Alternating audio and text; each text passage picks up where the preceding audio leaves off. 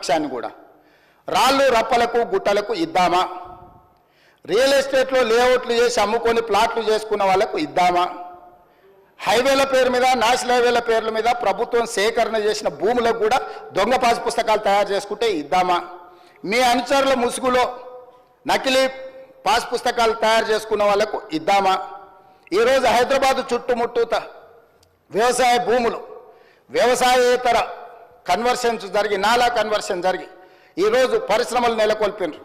వీటన్నిటి కూడా మనము ఇద్దామా? వీటి విషయాలలో మీరు స్పష్టమైన సూచన చేయండి.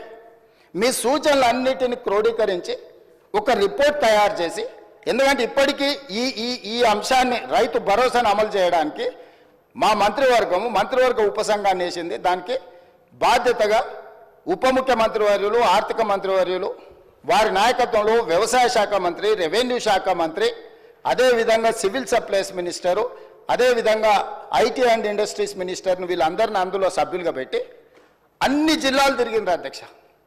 వ్యవసాయ సహకార సంఘాలతో మాట్లాడిండ్రు, రైతు సంఘాలతో మాట్లాడిండ్రు, రైతు కూలీ సంఘాలతో మాట్లాడిండ్రు, రైతులతో మాట్లాడిండ్రు, ప్రజాప్రతినిధులతో మాట్లాడిండ్రు, సభలో లేని రాజకీయ పార్టీలతో మాట్లాడి కొన్ని రాజకీయ పార్టీలు సభలోకి రాలేకపోయినాయి అధ్యక్ష కొన్ని కారణాల చేత. అంత మాత్రాన సమస్య పట్ల వాళ్ళకి అవగాహన లేదని మనం అనుకోనికే లేదు కదా అధ్యక్ష. వాళ్ళతో పాటు చట్టసభలో కూడా చర్చించి మీరు మీ అంతలో మీరే ఊహించుకొని, మీ అంతలో మీరే కాయించుకొని, మీ అంతలో మీరే దూషించి, మీ అంతలో మీరే బయటకు వెళ్ళిపోయి ఏంటి అధ్యక్ష ఇది? స్పష్టంగా ఈ ప్రభుత్వం వినడానికి సిద్ధంగా ఉంది. మీరు చేసే సూచనలలో ఏదైనా సహేతుకత కనిపించి నిజంగా తెలంగాణ రైతాంగానికి మేలు జరుగుతుందంటే ఈ ప్రభుత్వానికి భేషజాలు లేవు. అందుకే ఈ సభలో మీరెంత అల్లరి చేసినా, మీరెంత చిల్లరగా వ్యవహరించినా మేము ఓపికతో ఒక్క మాట అనకుంటే ఇక్కడ కూర్చొని మేము వింటా ఉన్నాం. మీరు రెచ్చగొట్టాలనే ప్రయత్నం చేస్తున్న మీ అసహనము, అధికారం కోల్పోయిన మీ వ్యవహారము సమాజం అంతా గమనిస్తుందని మేమేం అనలేదు అధ్యక్ష. సరే, మీరు చేసే విచిత్రమైన వ్యవహారాలు వీటన్నిటిని కూడా ప్రజలు నిశ్చితంగా గమనిస్తున్నారు. ప్రజలు ఏ తీర్పు ఇవ్వాలో ఇచ్చినప్పుడు ఇచ్చిండ్రు, మళ్ళోసారి కూడా ఇస్తారు. అందుకోసం మేమేమనలే. ఇప్పటికైనా పాయల్ శంకర్ గారు కొన్ని సూచనలు చేశారు. డెఫినెట్గా లిమిట్ పెట్టకండి, మీరు సీలింగ్ పెట్టకండి, ఆ కొద్ది మందిని కూడా ఎందుకు మీరు బాధ పెడతారని కొన్ని సూచనలు చేసిండు. అదేవిధంగా మీరు మంచిగా వాళ్ళకు అన్ని రకాలుగా వాళ్ళకు నమ్మకం కలిగించేటట్టు కొన్ని నిర్ణయాలు తీసుకోమన్నారు. తప్పకుండా వాటిని కూడా తీసుకుంటాం. ఒకవేళ ఇక్కడ మమ్మల్ని తిట్టడానికి ఒకవేళ సమయాన్ని కేటాయించుకుంటే రాతపూర్వకంగా అయినా తమరు తెప్పించుకోండి అధ్యక్ష. ప్రధాన ప్రతిపక్షం నుంచి మాకేం అభ్యంతరం లేదు. వాళ్ళను ఈ విషయాలలో ఈ రాళ్ళు రప్పలకు గుట్టలకు దొంగ పాస్ పుస్తకాలకు లేఅవుట్లకు రియల్ ఎస్టేట్ వాళ్ళకి ఇవ్వాలన్నా వద్దా? మీరు ఇచ్చిన జీవో స్ఫూర్తి పంట పెట్టుబడి సహాయము అంటే పంట వేసుకున్న వాళ్ళకే పెట్టుబడి సహాయం చేయాలనేది ఆ జీవో యొక్క స్పిరిట్. ఆ రకంగా పోదామా, ఇంకే రకంగా పోదాము, ఎట్లా పోదాము ఏందనేది మీరు చెప్పండి అధ్యక్ష. అదేవిధంగా చర్చలో లేకపోయినా వారు చాలా విషయాలు కొన్ని ప్రస్తావించండి అధ్యక్ష. రుణమాఫీకి సంబంధించి లేకపోతే అప్పులకు సంబంధించి కూడా ఒకటి రైతు భరోసా మీద విధి విధానాలు అధ్యక్ష. విధి విధానాల 1, 2, 3, 4, 5 what ever it is, me suggestions ఏంటో కేటగారికల్గా చెప్పండి. ప్రభుత్వం వింటుంది, ప్రజలకు ప్రయోజనం చేకూరితే అమలు చేస్తుంది. పాయింట్ నెంబర్ 2, మీరు రైతు ఆత్మహత్యల మీద ఇతర అంశాల మీద దీంట్లోనే మిక్స్ చేసి మీరు కొంత చెప్పే ప్రయత్నం చేసి నాకేం అభ్యంతరం లేదు. నేను పార్లమెంట్లో మొదటిసారి నేను ఎంపీ అయిపోయిన ఎంబడే అడిగిన ప్రశ్న రిలేటెడ్నే కోట్ చేసినట్టుంది అధ్యక్ష. సేమ్ అదే దాంట్లోకి వెళ్ళి నేను చెప్పదలుచుకున్న అధ్యక్ష.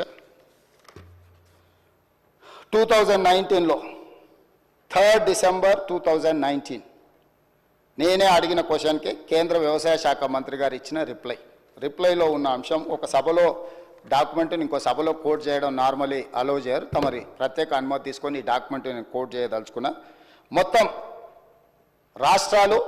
రాష్ట్రాలతో పాటు యూనియన్ టెరిటరీస్ వీటన్నిటిని 36 ప్రాంతాలలో రైతులకు సంబంధించిన ఆత్మహత్యల మీద 2019లో నేను ప్రశ్న అడిగితే కేంద్ర ప్రభుత్వం ఇచ్చిన జవాబు 2014, 2015, 2016 ఈ 3 సంవత్సరాలే NRCB national crime record bureau NCRB నమోదు చేసిన లెక్కల్ని పార్లమెంట్లో సమాధానం ఇవ్వడం జరిగింది అధ్యక్ష. ఇందులో రైతుల ఆత్మహత్యలు తగ్గినాయనో మేమేదో అద్భుతాలు సృష్టించినామనో నోరు తెరిస్తే అబద్ధాలు చెప్పే అలవాటు ఉండి అబద్ధాల సంఘానికి అధ్యక్షులు రాలేదు, ఉపాధ్యక్షుడు వచ్చి వర్కింగ్ ప్రెసిడెంట్ వచ్చి మళ్ళీ అదే అబద్ధాలు చెప్తున్నాడు. అధ్యక్ష ఇందులో ఏముంది అధ్యక్ష? మొట్టమొదటి ఆంధ్రప్రదేశ్ 2014లో ఆంధ్రప్రదేశ్లో ఆత్మహత్యలు 160, 2015లో రైతుల ఆత్మహత్యలు 516, 2016లో రైతుల ఆత్మహత్యలు 239, మొత్తం కలిస్తే దాదాపుగా 1000 లోపల అధ్యక్ష 3 సంవత్సరాలు కలిపి ఆంధ్రప్రదేశ్లో. ఎందుకంటే మనతోని విడిపోయిన ఆంధ్రప్రదేశ్ ఎంబడే 3 సంవత్సరాలు ఆ రాష్ట్రంలో రైతుల ఆత్మహత్యలు 2014లో 160, మళ్ళీ చెప్తున్నా అధ్యక్ష, 2015లో 516, 2016లో 239, ఇది ఆంధ్రప్రదేశ్లో. అదేవిధంగా సీరియల్ నెంబర్ 15లో మహారాష్ట్ర ఉంది అధ్యక్ష. ఎందుకంటే ఈ దేశంలో అత్యధికంగా ప్రతి సంవత్సరం అత్యధికంగా రైతు ఆత్మహత్యల మొదటి స్థానాన్ని నిలబడుతున్నది మహారాష్ట్ర. మహారాష్ట్రలో 2014లో 2568, 2015లో 3030, 2016లో 2550. దేశంలో ప్రథమ స్థానంలో మహారాష్ట్ర ఉంది అధ్యక్ష. ఇక ఘనత వహించిన 80,000 పుస్తకాలు చదివిన అపర మేధావి గారి నాయకత్వంలో తెలంగాణ రాష్ట్రం సాధించిన ఘనత ఎంత అంటే 2వ స్థానం అధ్యక్ష. జనాభాలో మనం ఎక్కడో ఉంటాం అధ్యక్ష. మనకంటే 5 అంతల జనాభా ఎక్కువ ఉన్న ఉత్తరప్రదేశ్ లాంటి వాటికంటే తెలంగాణ రాష్ట్రంలో 2014లో అధ్యక్ష 898 మంది రైతులు ఆత్మహత్య చేసుకున్నారు అధ్యక్ష. 2015కు వచ్చే వరకల్లా నెంబరు 1358కి పెరిగింది అధ్యక్ష. 2016లోకి వచ్చే వరకల్లా 632 మంది ఆత్మహత్యలు చేసుకున్నారు అధ్యక్ష. దాదాపుగా 3000 పైచీలకు ఆత్మహత్యలు చేసుకున్నారు అధ్యక్ష. అంటే ఆంధ్రప్రదేశ్ మన నుంచి విడిపోయినాక 1000 లోపల రైతులు ఆత్మహత్య చేసుకుంటే తెలంగాణ వారి నాయకత్వంలో 3000 మంది పైగా రైతులు ఆత్మహత్యలు చేసుకున్నారు. దేశంలోనే మొదటి స్థానం మహారాష్ట్ర అయితే 2వ స్థానం రైతు ఆత్మహత్యల తెలంగాణ. 3 సంవత్సరాల లెక్కలు పార్లమెంట్లో పెడితే ఇది కూడా వాళ్ళ ఘనత మేము తగ్గించినాం. ఏంది మీ బొంద మీరు తగ్గించింది? నీతో పాటు ఉన్న ఆంధ్రప్రదేశ్ రాష్ట్రం ఎక్కడుంది, నువ్వెక్కడున్నావు?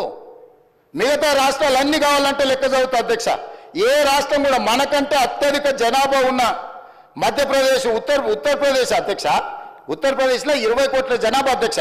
ఉత్తరప్రదేశ్లో 14లో 63 మంది రైతు ఆత్మహత్యలు, 15లో 145 మంది రైతు ఆత్మహత్యలు, 16లో 69 మంది ఆత్మహత్యలు అధ్యక్ష.